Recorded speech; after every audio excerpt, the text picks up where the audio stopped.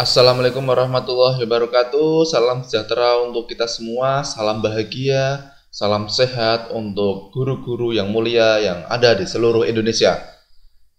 Kali ini kita bertemu kembali dalam Diari Guru Penggerak. Pada video kali ini saya akan menjelaskan atau mengungkapkan dasar-dasar pendidikan dari Ki Hajar Dewantara yang telah saya terapkan sebagai guru di dalam sekolah. Di sini akan saya paparkan ada 6 poin ya dari dasar pendidikan Ki Hajar Dewantara yang sebagai guru sebaiknya kita tampilkan atau kita laksanakan di dalam pembelajaran. Oke, langsung saja. Untuk dasar pendidikan yang pertama adalah menuntun. Nah, di sini menuntun itu berarti ya kita sebagai guru itu membimbing ya, menunjukkan jalan, menjadi teladan untuk peserta didik kita dalam kekuatan kodrat mereka agar mereka dapat mencapai keselamatan dan kebahagiaan yang setinggi-tingginya baik sebagai manusia maupun sebagai masyarakat. Di sini merupakan dasar pendidikan yang pertama yang saya terapkan menurut pemikiran dari Ki Hajar Dewantara. Sangat simpel sebenarnya dalam penerapannya menuntun ini. Sebenarnya menurut saya itu tidak perlu banyak memberikan contoh ya, tapi kita sendiri sebagai guru itu menjadi contoh, menjadi teladan, itu yang paling konkret. Contoh yang paling enak adalah misal kita membuang sampah ya, membuang sampah, kedisiplinan. Tak perlu kita untuk berbicara terlalu banyak, cukup kita memberikan teladan bagi mereka. Kita sebagai guru, kita membuang sampah pada tempatnya, kita sebagai guru datang dengan disiplin. Dengan seperti itu, secara tidak langsung, murid kita pasti akan melihat, oh guruku ternyata seperti ini, akan saya tiru. Nah, karena itu merupakan hal-hal baik yang bisa kita terapkan dalam kehidupan. Kemudian yang kedua adalah tabula rasa. Jika teman-teman semua itu masih aneh ya, atau masih kurang begitu familiar dengan tabula rasa ini artinya adalah anak-anak didik kita, peserta didik kita itu dibayarkan seperti kertas kosong. Ya. Tapi di sini sebagai dasar pendidikan itu tabula rasanya bukan menganggap anak didik kita sebagai kertas kosong, tapi menganggap anak didik kita itu sebagai ya tempat ya, sebagai sebuah kertas itu yang tidak kosong. Namun dalam kertas itu ada garis-garis ya, ada garis-garis untuk kemampuan mereka, ada garis-garis untuk bakat mereka, dan mereka itu bukan kertas kosong ya.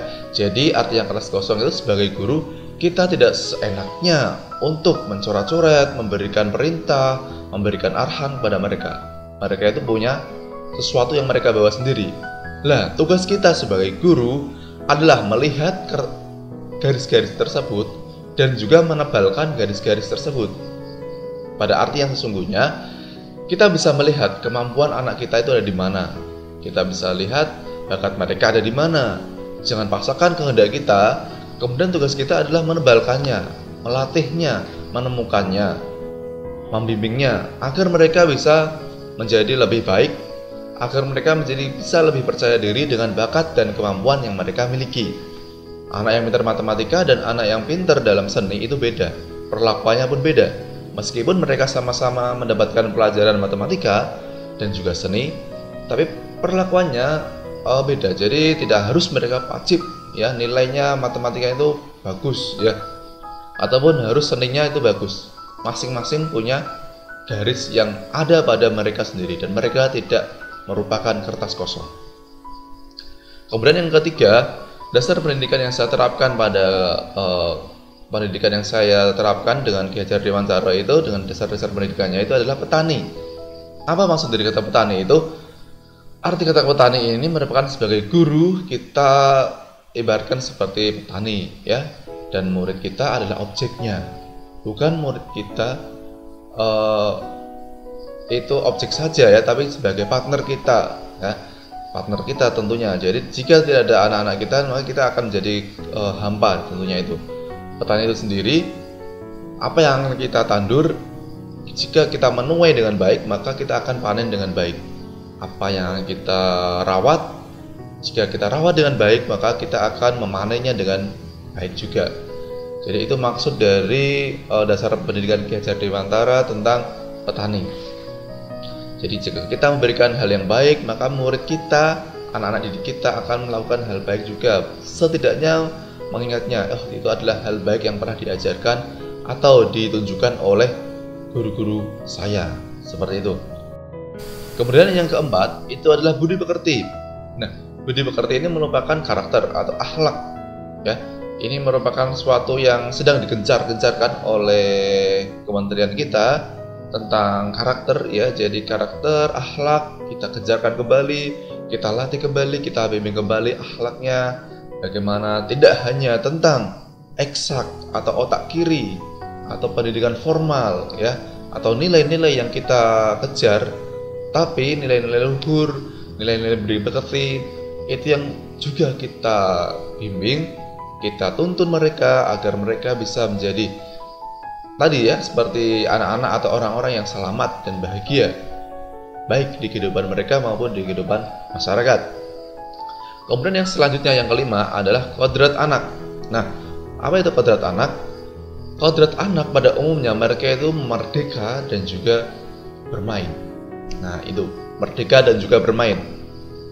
Arti kata merdeka ini bukan berarti mereka bebas sebebas-bebasnya, tidak ada tanggung jawab. Ya, itu arti merdeka yang kurang tepat dalam pembelajaran ini.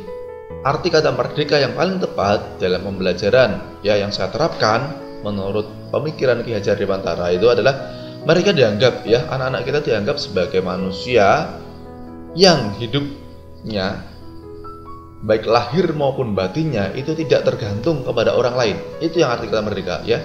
Jadi mereka baik hidup lahir maupun batinnya, mereka bisa berdiri sendiri, tidak bergantung kepada orang lain. Ya, akan tetapi mereka bersandar atas kekuatan mereka sendiri. Itulah arti kata merdeka yang paling tepat dalam pendidikan, ya, yang saya terapkan sebagai guru. Jadi mereka itu punya kekuatan, ya, kekuatan atas diri mereka sendiri untuk melakukan, ya, hal yang baik sebagai tanggung jawab mereka. Itu arti kata merdeka. Jadi kita sebagai guru membimbing mereka, ya, jadi mereka adalah manusia merdeka, ya, tidak menjadi manusia-manusia yang manja, manusia-manusia yang terlalu menggantungkan kepada orang lain.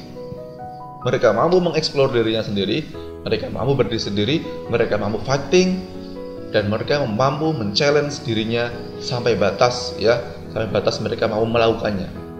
Itu yang dimaksud dengan merdeka. Kemudian bermain. Nah, ini merupakan kata yang simpel, ya, bagi kita sebagai anak-anak kita. Mereka pada umumnya kodrat anak itu pasti bermain. Mereka ingin bermain, ya. Mereka jika dengan kata bermain itu pasti konteksnya mereka udah senang. Mereka udah senang dengan kata bermain. Maka dari itu sebagai guru kita ciptakan lingkungan belajar kita sebagai lingkungan bermain. Jangan kita ciptakan atau kita bawa mereka ke dalam lingkungan belajar yang sangat saklek, ya, atau sangat kencang, sangat seram. Oke, tanggung jawab penting, tapi bermain itu juga penting, ya. Dengan, ya, senang, dengan pembawaan yang senang, bisa kita lakukan dengan cara melakukan inovasi pembelajaran dengan permainan, dengan ice breaking, ya. Dengan istilah dari Ki Hajar Dewantara itu yang kedua, yang dari tengah, ya, ing madya mangun karso. Kita membersamai mereka dalam bermain, dalam bergaul, dalam berinteraksi di lingkungan belajar kita. Jadi lingkungan belajar kita sebagai guru itu bukan lingkungan belajar yang seram. Itu lingkungan belajar yang menyenangkan, ya.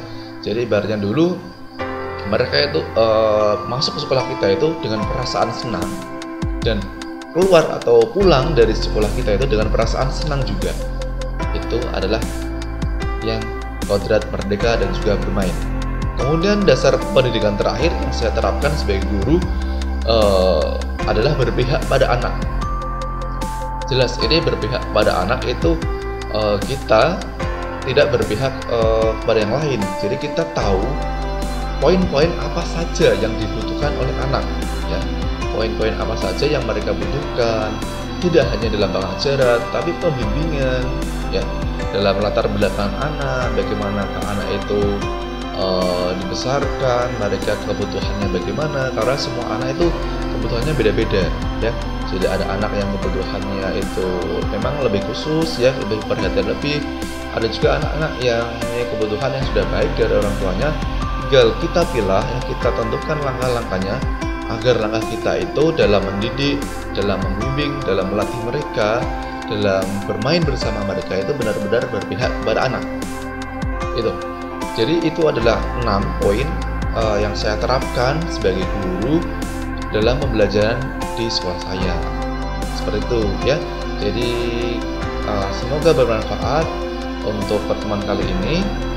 Sampai ketemu lagi di pertemuan selanjutnya dalam diari guru penggerak yang lain, dalam cerita-cerita guru penggerak lain ya. Selamat menikmati, selamat berbahagia.